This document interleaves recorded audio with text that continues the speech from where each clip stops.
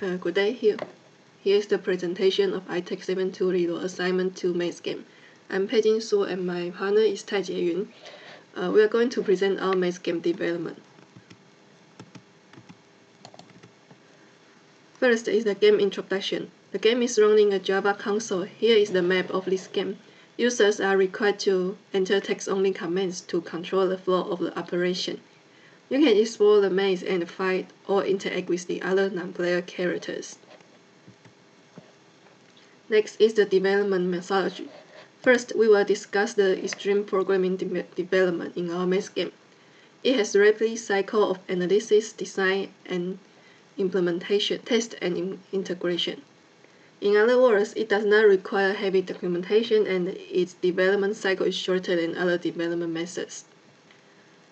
And we will also focus on user story of each features and functionalities. In addition, the pair programming approach is one of the important elements in this streaming program. This means that all production code is written in pairs. Individual developers will written prototype or user stories, but they must work in pairs when coding.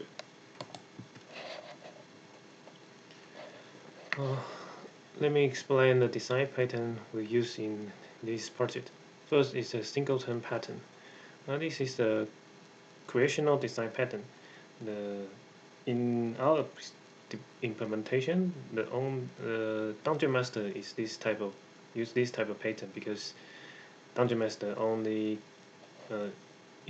instantiate once to avoid other people use it. Yep. And this is the class diagram of our Dungeon Master. So Dungeon Master will recall data from the hard code and also create the player. Yeah. And then the next is command pattern. Command pattern is aimed to offer more flexible and extensible design for handling user input. It's a behavior pattern. So in this game, we basically implement it in a command object class, and which define an object method called execute. This is all the available command we create in this game. So they all implement the interface called command, and which have a abstract function execute. Okay, moving forward is the last one is the state pattern. The state pattern is based on the state machine we use in this game. So in this game, we will base on the context to decide what kinds of command is available in the game. So in this way, we can decentralizing the logic so in the future we can add more logic feature for the different state. So here's the class diagram. So as we can see, we have three kinds of state: compact, commerce, and movement. Okay, here is our game demo. First, the Dungeon Master will ask your name, and in the start point, we will have some items for you to collect. Now you can use the collect command to collect the available items. The next command is look and move. You can use look command to look the current location and the available exit. Next, you can use move command with the argument to move to your desired locations. At the same time, the system will return the description of this location. The next one is buy command. This buy command only can use in the shops, which is said to be commerce state. And the player also only can buy a shield, armor, and a weapon in the corresponding stores. For example, the Enoch shop is selling weapons, so now you can only buy weapons in here.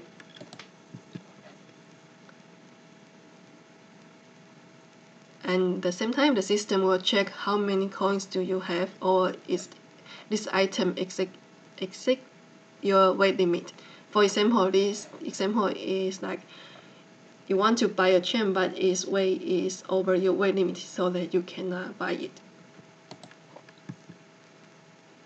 The next The next command is that the system will ask you to drop your items to reduce your weight. So now you can use drop command with the desired item you want to drop.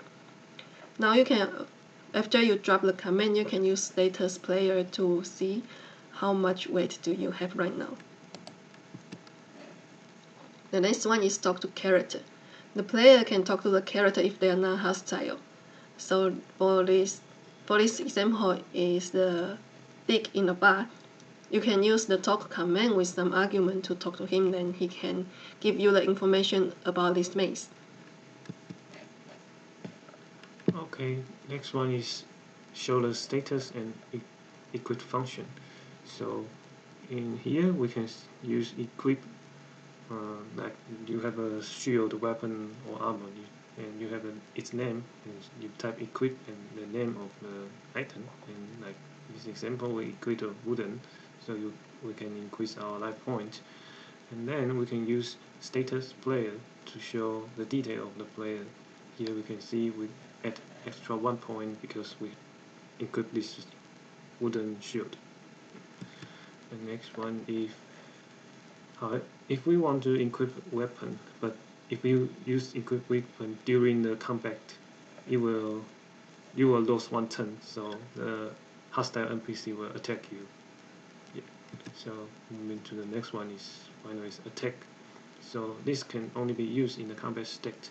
So when you located in a place which have a hostile player, and you can use attack to attack this player. And here's the result.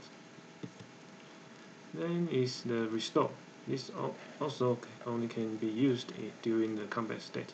So if you have a potion in your inventory list, you can use restore, and the restore life point will depend on the random value from the roll dice. So then you will get a restore point to your life. So the last thing is, if you win, you can quit the game. And here is the live demo. If you have interest to see this, you can watch this after. So yep, this overall is our presentation, and thank you.